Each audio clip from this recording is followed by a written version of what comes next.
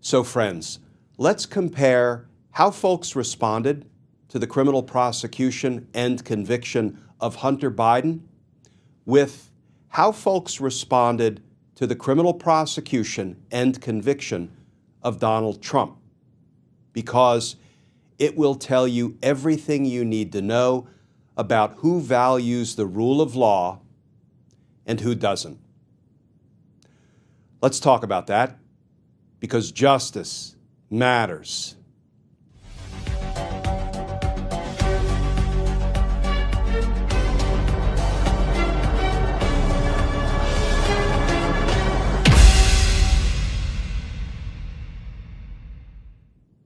Hey all, Glenn Kirshner here. So friends, President Joe Biden's only surviving son, Hunter Biden, was just convicted of firearms offenses. Let's start with some of the new reporting. This from CNBC, headline, Hunter Biden guilty in criminal gun trial. And that article begins, a jury convicted Hunter Biden, son of President Joe Biden, of all 3 criminal counts at his gun trial in Delaware. Biden was charged with crimes related to the purchase and possession of a handgun while being a user and addict of illegal drugs. The verdict comes less than a month after Joe Biden's opponent in the 2024 presidential election, Donald Trump, was convicted in a criminal hush money case in New York. And friends, here's what I posted in rapid succession this morning as the news developed. First, a verdict has been reached in the Hunter Biden case. Very short deliberations, about 3 hours. It will be announced shortly. Then, jury finds Hunter Biden guilty. And then, here is the first thing that came to mind after I learned that a Delaware jury had convicted Hunter Biden on all 3 criminal charges. The jury convicted Hunter Biden in accordance with the evidence. But what was really outrageous was how the judge and his staff were threatened throughout the trial, how the prosecutors were doxxed, how the witnesses were hounded, how the jurors were endangered. Oh, wait.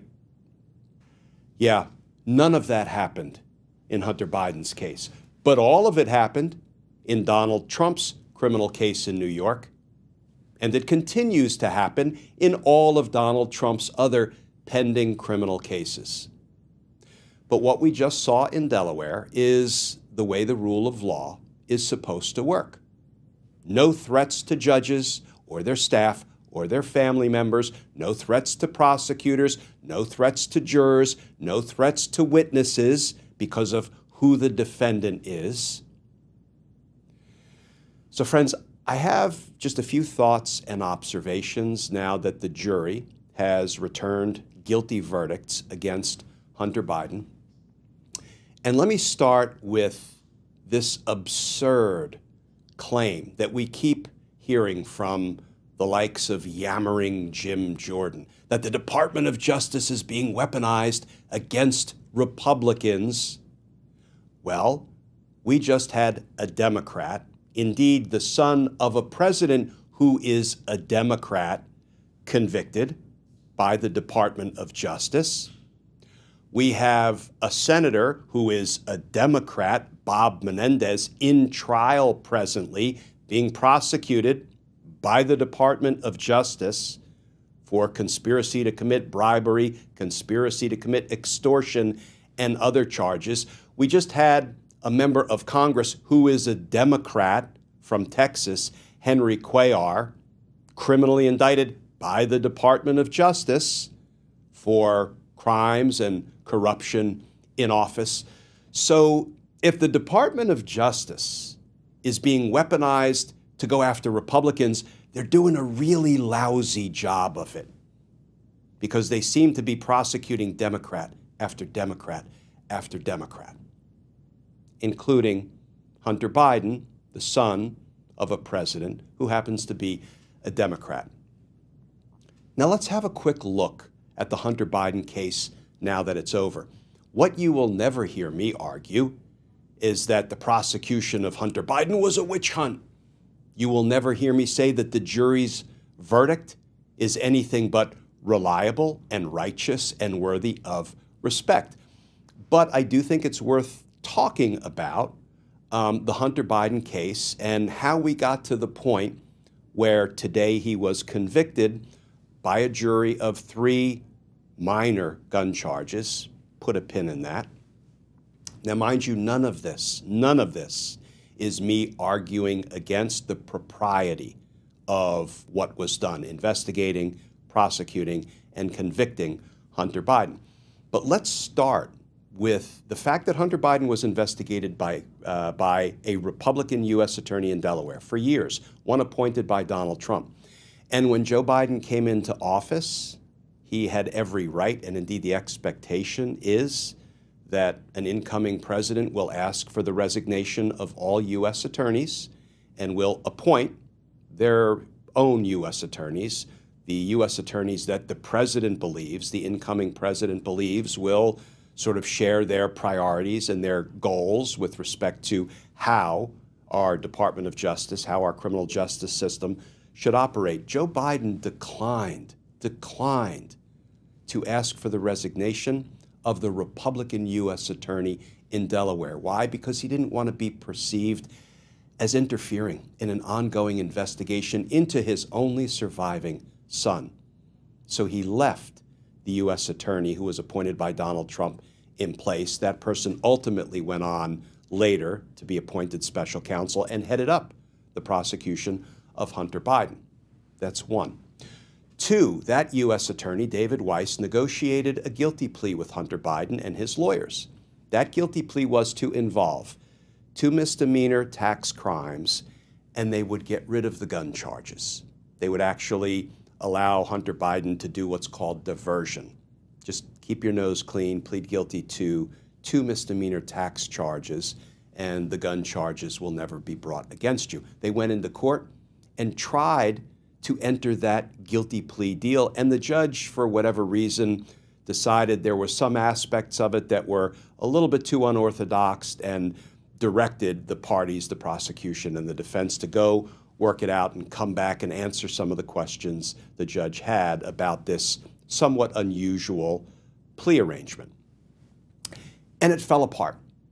The guilty plea deal fell apart, as is not all that unusual. I had guilty pleas fall apart all the time. Sometimes we stepped back, we retooled. I met with the defense attorneys and we kind of ironed out and worked through whatever the open questions were. If there were any discrepancies or issues that we need to address with the judge to make sure the judge was comfortable accepting the guilty plea, we did that. Sometimes we couldn't, we went to trial. And that's what just happened. They couldn't work through it. But remember, the U.S. attorney believed the appropriate resolution of the criminal charges against Hunter Biden involved 2 misdemeanor tax crimes that he would plead guilty to and just get rid of these minor gun offenses. And again, I'm going to circle back to minor gun offenses in a minute because this is really important. So they set the case for trial. So what happened? Well, Hunter Biden was indicted on these 3 gun charges, and that is the case that just went to trial and resulted in guilty verdicts. And let me just explain what these charges are without me arguing against the righteousness of them having been brought.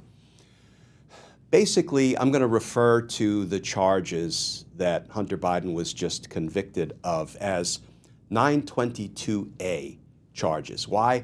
That is the U.S. Code section 18 U.S. Code 922A that Hunter Biden violated. And in substance, here's what he did. When you go to purchase a gun, you fill out a form, an ATF firearms purchase form, ATF 4473. And one of the boxes you have to check on the form, box 11, certifies that you're not an illegal drug user or a drug addict. And he checked box 11, no, not a drug addict, not a drug user. Well, it proved that was untrue. The evidence proved, and the jury found, that was untrue. And that is one of the 3 crimes he was convicted of. They all have to do with filling out that form improperly and then possessing a gun as a result of filling out that form inaccurately. And he owned that gun for 11 days. Never loaded it, never fired it. And then a relative of his discarded it, threw it away 11 days later because she said she didn't want to see Hunter Biden potentially hurt himself in any way. So he owned an unloaded gun for 11 days after inaccurately checking a box, no, I'm not a drug addict or a drug user. That is the sum total of the firearms crimes Hunter Biden committed. Now, let me talk a little bit about my experience as a federal prosecutor for decades with respect to a 922A charge. I have never once seen a 922A charge brought in what we call standalone fashion, where that's the only charge that we have against somebody. They checked box 11 inaccurately, they lied. What we do bring is other firearms charges. When somebody goes on, they purchase that gun, they falsely check box 11 saying they're not a drug user or an addict, and then they get the gun and they commit a crime of violence. Then we will bring charges based on the crime of violence, and we might tack on that 922A charge, but I've never seen it brought as a standalone charge, the only charge that's brought in a criminal case. I'm not saying it's never been done, and I'm not saying it's improper for prosecutors to have done it. I'm just giving context. Now, there's a charge that we bring all the time. It's called a 922G charge. What is that? That is when a convicted felon is in possession of a handgun. That is something we bring in standalone fashion, because if you're a convicted felon and you're going out purchasing a firearm or you're possessing a firearm, that is obviously a crime that represents a heightened danger to the community, because we don't want convicted felons, like Donald Trump, running around with firearms. So we will bring 922G, felon in possession cases, as standalone cases. I've never seen a 922A. You check box 11 inaccurately. You lied about your status as a drug user or a drug addict. I've never seen that brought as a standalone charge. But I'm going to say it again, I'm not saying it's inappropriate to do. If you commit a crime, if you violate our nation's federal laws, well, then prosecutors have every right to bring a charge. Nor have you heard me argue that Hunter Biden was being selectively prosecuted in a way that was unconstitutional and warranted a motion to dismiss the case. Selective prosecution is something I teach to my criminal justice students at George Washington University. It's a very high bar to prove that the government unconstitutionally prosecuted somebody in a selective way. Even if there are, think about it. There's no answer to this question, friends, but think about it. How many gun buyers do you think walk into firearms stores around the country every day and check box 11? I don't use drugs, but they use drugs. I'll let you try to figure out that one for yourself. A lot. But that doesn't mean this is an unconstitutional selective prosecution against Hunter Biden, because so many of the other thousands and thousands of people who lie on box 11 when they're buying a gun have not been prosecuted and will not be prosecuted. In a common sense term of selective prosecution, it is selective. They selected Hunter Biden when they're not selecting thousands of others to be prosecuted for that crime. But it is not in a legally significant way in violation of the Constitution under the principle of selective prosecution. Again, these are issues in the case, but you have never heard me say, and you will never heard me say, therefore it's a witch hunt, therefore it's unfair, therefore it's not righteous, therefore he shouldn't have been tried, convicted, held accountable.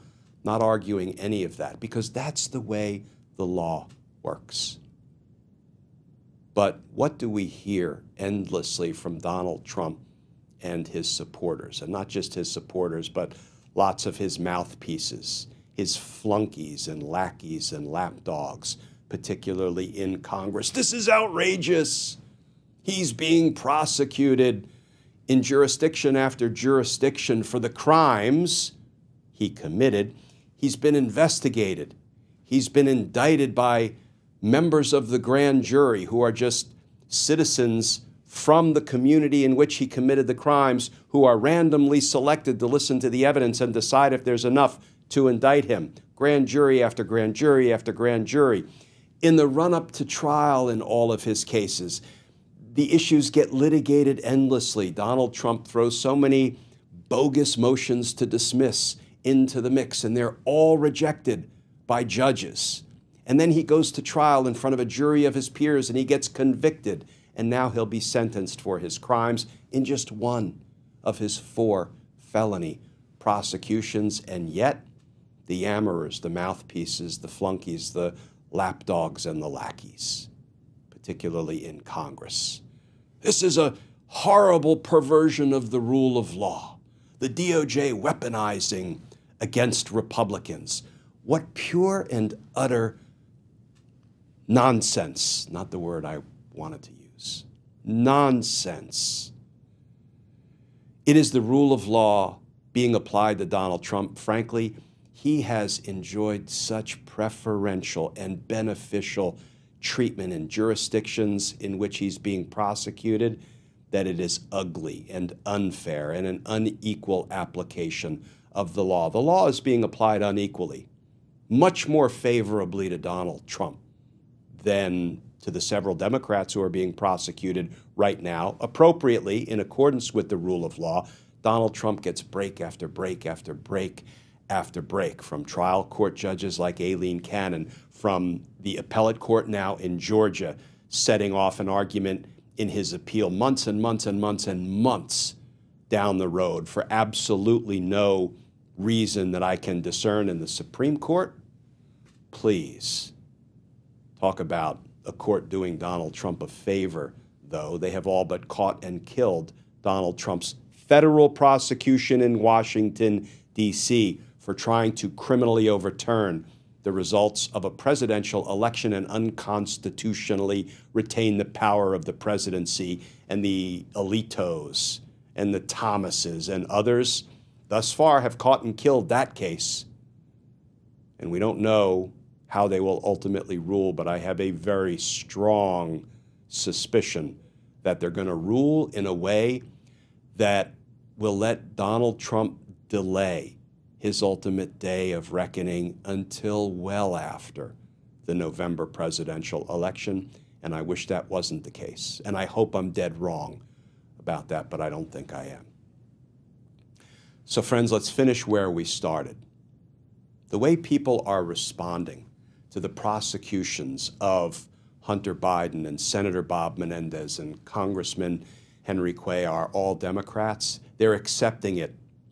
They're not calling it a witch hunt. They're not threatening judges and jurors and witnesses and prosecutors or their family members. They're not doxing people. They're not threatening people. We're just accepting that this is the rule of law being applied as it was designed to be applied. And yet, when it comes to, the orange deity that some people view Donald Trump as, they have no respect, no regard, no allegiance to the rule of law.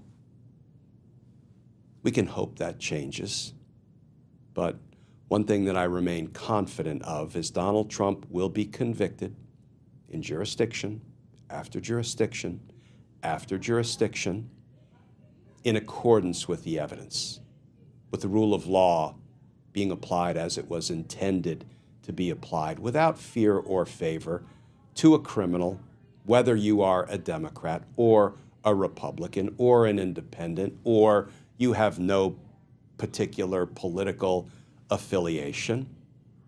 Donald Trump will continue to be convicted.